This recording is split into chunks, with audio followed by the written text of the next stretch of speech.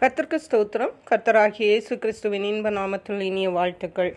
இன்றைய தியானத்திற்காக ஜெபித்த பொழுது தேவன் தந்த வசனம் ஏசாயா தீர்க்கதரிசியின் புஸ்தகம் 66 அதிகாரம் 13 வசனம்.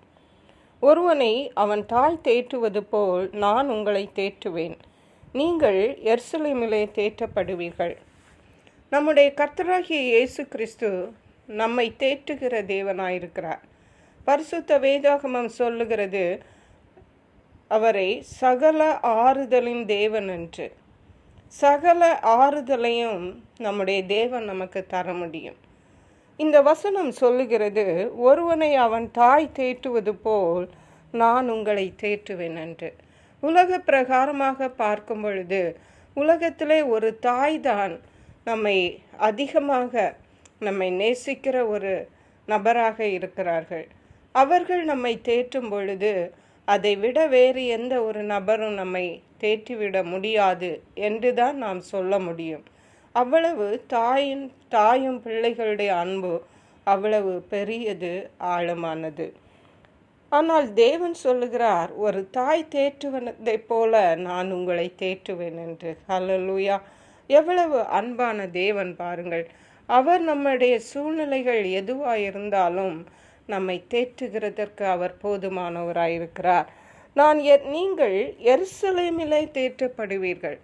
நாம் எல்லாரும் தேவனுடைய பிள்ளைகள். தேவனை நம்முடைய சொந்த இரட்சகராக ஏற்றுக்கொண்டிருக்கிறோம். கர்த்தராகிய இயேசு கிறிஸ்து நம்முடைய சொந்த இரட்சகராக ஏற்றுக்கொண்டிருக்கிறோம். அவர் சொல்லுகிறார், நீங்கள் எருசலேமில் தேற்றப்படுவீர்கள். எருசலேம் என்றால் தேவனுடைய பட்டணம், தேவன் வாசம் பண்ணுகிற இடம், தேவனுடைய சன்னிதானம், தேவனுடைய பிரசன்னம். நாம் தேவனிடத்தில் வரும் பொழுது, கர்த்தராகிய இயேசு கிறிஸ்துவிடத்தில் வரும் பொழுது, அவருடைய பிரசன்னத்திலே நாம் வரும் பொழுது தான் நாம் தேற்றப்பட முடியும். நாம் தேவனுடைய பிரசன்னத்திலே வர எனக்கு விருப்பமில்லை என்று சொல்லி நாம் அவரை விட்டு போவோமானால் நாம் தேற்றப்படுவது கடினம். ஆகவே ஒவ்வொரு தேவனுடைய பிள்ளைகளும் சூழ்நிலைகள் எப்படி இருந்தாலும் நாம் கர்த்தராகிய இயேசு கிறிஸ்துவிடத்திலே வருகிறவர்களாய் காணப்பட வேண்டும். அப்பொழுதுதான் ஒரு தாயை போல அவர் நம்மை தேற்றுவார். சங்கீதங்களின் புஸ்தகம் 71 சங்கீதம் 20-21 வசனங்கள் சொல்லுகிறது, அநேக இக்கட்டுகளையும் ஆபத்துகளையும் காணும்படி செய்த என்னை நீர் திரும்பவும் உயிர்ப்பித்து திரும்பவும் என்னை பூமியின் பாதாளங்களிலிருந்து ஏற பண்ணுவீர். என் மேன்மை பெருக பண்ணி என்னை மறுபடியும் தேற்றுவீர். ஹல்லேலூயா! நம்முடைய வாழ்க்கையிலே நாம் அநேக துன்பங்களை நாம் சந்தித்திருக்கலாம்.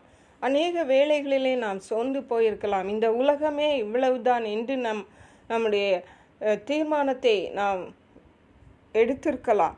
நம்முடைய வாழ்க்கையில் ஒரு முற்றுப்புள்ளியை கூட வைக்கிறதற்கு நாம் தயாராக இருக்கலாம். ஆனால் தேவன் சொல்லுகிறார், அநேக இக்கட்டுகளையும் ஆபத்துகளையும் நீ சந்தித்தாலும் நான் உன்னை மறுபடியும் தேற்றுவேன், உன் மேன்மையை மறுபடியும் பெருக பண்ணுவேன் என்று சொல்லுகிறார். ஹல்லேலூயா!